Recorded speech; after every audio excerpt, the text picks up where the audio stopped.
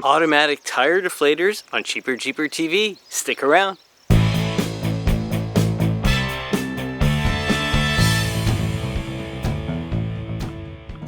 When you're starting to go out off-road and getting on the trails, you'll need to deflate your tires.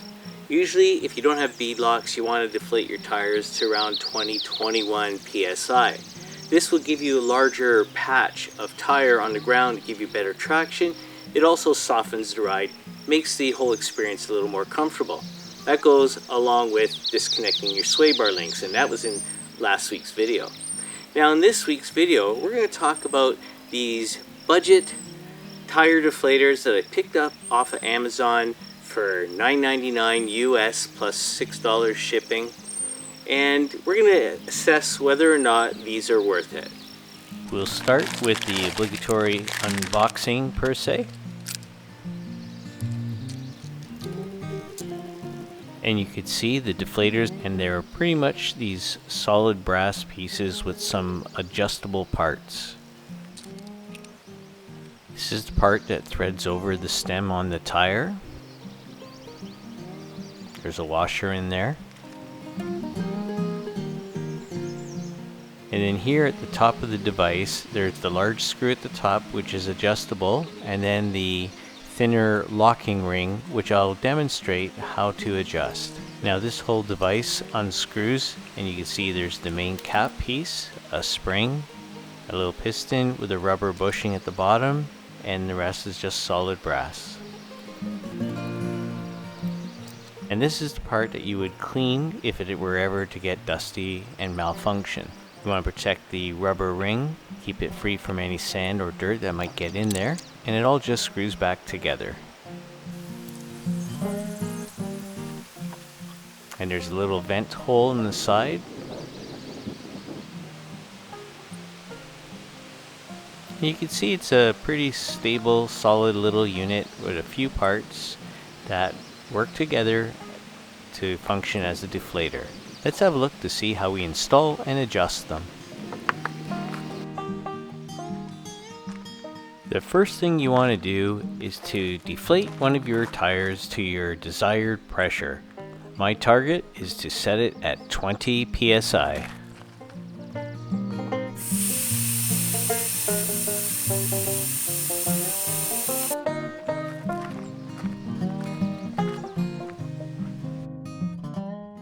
And the tire pressure sensor monitor in the dash says I'm on the mark. Now to set the deflator to stop releasing air when the pressure is as low as 20 psi, we first screw the deflator onto the tire. With the deflator and the top cap screwed down tight, no air will be permitted to leave through the middle piston held in place by the spring. But as you loosen the cap, the less pressure there is on the spring, and it'll allow air to release. And when you hear the air coming out at the 20 psi level, you quickly turn the cap back a turn, you secure the small locking ring, and that deflator is now set. And you repeat the process for all 4 deflators. We make sure all the tires are back up to 30 psi, and we'll now test the use of the deflators. Well, we're all excited to get started. We're at the trail. We take off our valve stem caps, and we can just install our tire deflators one at a time. Here I am installing the first one on the rear passenger side. Starting to work nicely. I'll move on to the front passenger tire. Boy, just hearing all the hissing makes me feel like this is going to be pretty good. Now I move on to the driver's side front tire, and then I'll do the driver's side rear tire. We'll just go a little fast forward a bit so you don't have to sit through the whole thing.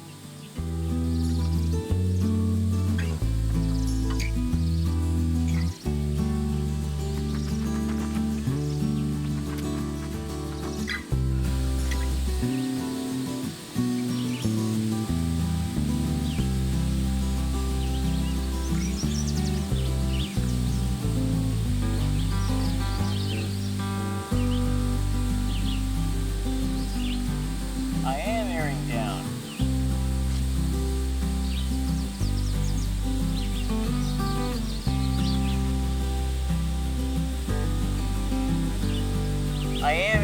down.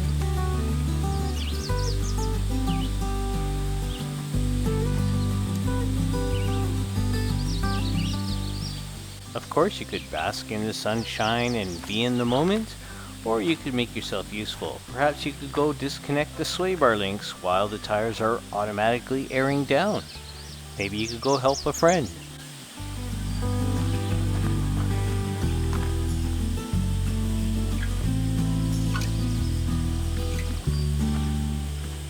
Let's go look at the tire pressure monitor sensor values on the display.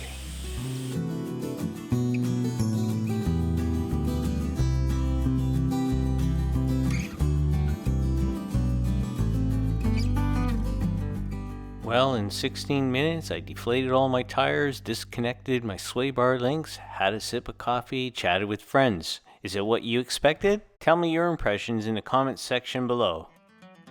And of course, I would be remiss if I didn't mention at the end of the trail, you have to re-inflate your tires. So I have the Smittybilt 2781 model that pumps out 5.65 cubic feet per minute, so it does the inflation in good time.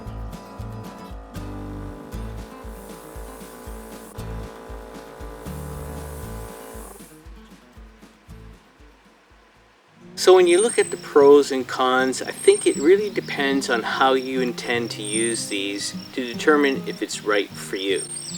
I think if I just went with my key and deflated each tire one at a time, I'd still be done a lot quicker than when I do these.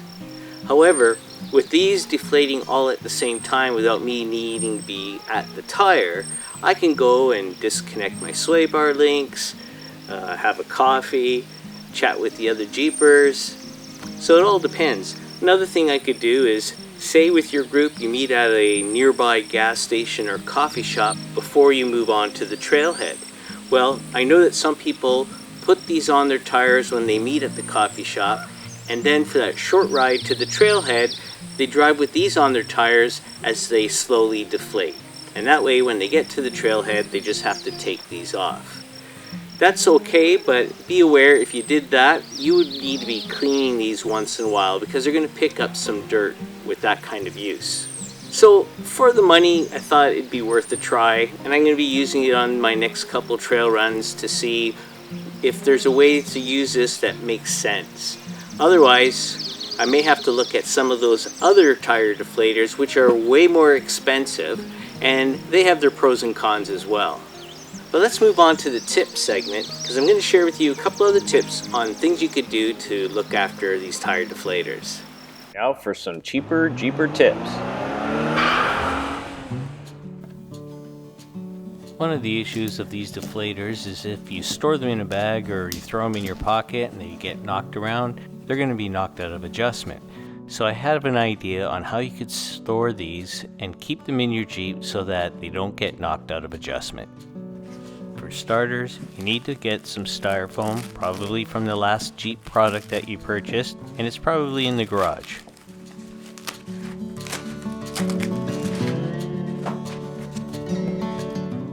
It's probably obvious to you now that what we're going to try to do is cut some spaces in the styrofoam in which to store the deflators.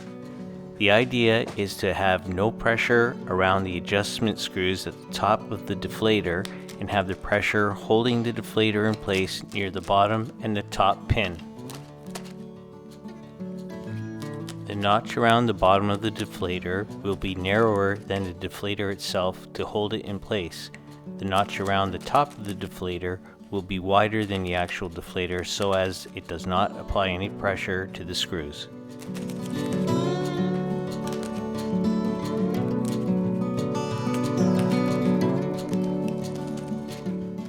Once you cut down through the styrofoam, you just pinch the pieces out that you wish to remove.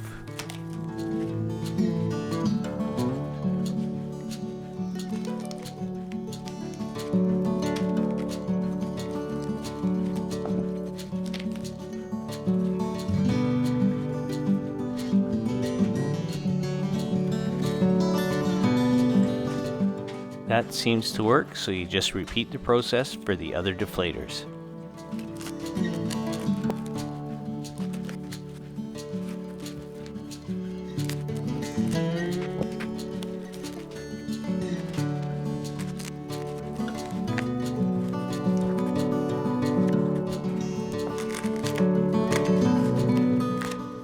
And that's it. If you're happy with that, you have your deflators stored in this styrofoam protective package, and you could fashion a lid for it, wrap an elastic around it, and you could keep it in the Jeep somewhere, probably with the tire inflator.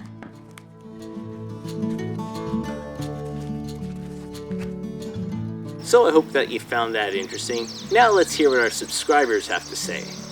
And now for subscribers' tips. This week's subscriber tip comes from our sway bar disconnect video. Hey Cheaper Jeeper TV, that Clevis pin you show at 1950 in the video, they are strong enough. Those are used on farm tractors in the agriculture industry. Signed, Two Feather Channel. Hey Two Feather Channel, thank you so much for that information. And if any of you have a subscriber tip that you would like to share, please feel free to put it in the comments section below, as it may make it into a future video. Thank you very much. Hey, that's it for this week's episode of Cheaper Jeeper TV. I hope that you found it interesting. And if you have a different tire deflator system that you'd like to share with the community, please make sure you mention it in the comments section below. So have a good time out on the trails. Until the next time, I'm Dino for Cheaper Jeeper TV. Be well, stay safe, take care.